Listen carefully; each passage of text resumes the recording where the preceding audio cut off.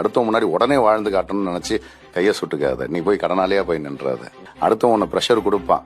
நம்மளோட வீட்லயே இருப்பாங்க அவங்க. என்னடா நீ ஒன்னும் இப்படி டைம் வேஸ்ட் பண்ணிட்டு இருக்க, என்னடா நீ எப்படா மேல வருவன்ற மாதிரி நம்ம வீட்டுல இருக்கிற அந்த ஒரு ப்ரெஷர் இருக்குல்ல, அதுவே நம்மள இவங்களுக்காக வாழ வைக்கிற மாதிரி ஆயிடும். சம்டைம்ஸ் ஒரு அவமானமான பேச்சுகள்லாம் வரும். வேற எங்கேயாவது ஒரு இடத்துல வேலைக்கு போலாம்ல, வேற எங்கேயாவது வேற எதனா பிசினஸ் பண்ணலாம்ல, இதுலதான் வரலன்னு தெரியுதுல இப்படின்னு சொல்லி, அப்ப நம்ம வேற எதனா பண்ணணும்னு நினைச்சிட்டாலே நீ தோத்துட்ட. வேற எங்கேயாவது போய் வேலைக்கு போயிடலாம், இல்ல வேற எதையாவது ஒரு பிசினஸ் பண்ணிடலாம், இதுல நான் தோத்துட்டேன் அப்படின்னு உன்னை நம்ப வச்சுட்டாங்க அப்படின்னா நீ தோத்துட்ட. நீ நம்பணும், எனக்கு நான் இதுல வருவேன். It needs some time. All of a sudden வராது. இப்போ கொஞ்ச நாள் நான் இதுல கஷ்டப்பட்டுட்டேன், இந்த எஃபர்ட் நான் இன்னும் கொஞ்ச நாள் பண்ணுவேன். ஜெயிக்கிறவங்க கிட்ட ஒரே ஒரு விஷயம் தான், ஒரு ஆட்டிடியூட் மட்டும் தான் வச்சிருப்பான். என்ன தெரியுமா? தொடர்ந்து போராடி இருப்பான். Life we have to face it, everything we have to face it. உன்னை தண்ணி குடிச்சு படுக்க வைக்கும், பசிக்கும், உன்னை பெட்ரோல் இல்லாம தள்ள வைக்கும், உன்னை அவமானப்படுத்தி பார்க்கும், உன்னை கேவலப்படுத்தி போகும், பேரை கெடுக்கும், உன்னால முடியாது அப்படின்ற மாதிரியான ஒரு நிர்பந்தத்துல தள்ளி விட்டு உன்னை எல்லார் முன்னாடியும் தலகுனீர் அளவுக்கு ஆக்கி விட்டுரும். அது எல்லாத்தையும் மீறி ஒருத்தன் ஜெயிச்சு வருவான். நம்ம ஜெயிச்சு வந்த பக்கத்தை பார்த்தோம், ஆனா இது எல்லாத்தையும் அவன் கடந்து வந்தான். பாத்தீங்களா, இத்தனை பேர் அவனை இன்சல்ட் பண்ணது, இத்தனையும் கடந்து வந்தது வாழ்க்கை, அதெல்லாம் யாருமே பார்க்க மாட்டாங்க. ஒரு டீ கடைக்கு போனா கூட ஒரு 10 பேர் இருக்கிற இடத்துல நான் பே பண்ண வேண்டியது வருமோ அப்படின்னு ஒருத்தன் வருத்தப்பட்டு நின்றுட்டு இருக்கானா அப்படின்னா அந்த வழி யாருக்குமே தெரியாது. நான் தான் பே பண்ண வேண்டிய நிலைமையில இருக்கும் போதும் அதை எடுத்துறாத அப்படின்னு என் மனசு சொல்லிச்சுன்னா அப்பவும் நான் கஷ்டத்துல தான் இருக்கிறேன். புரியுதா?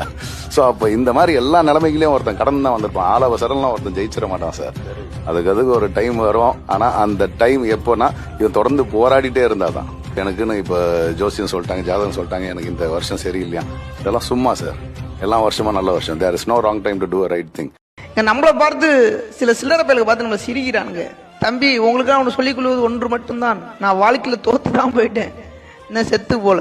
சரியா? நான் வாழ்க்கையில் நிறைய இழந்திருக்கிறேன், ஆனா மீண்டும் சம்பாதிப்பேன். எனக்கு அந்த தெம்பும் தகரியும் இருக்குது.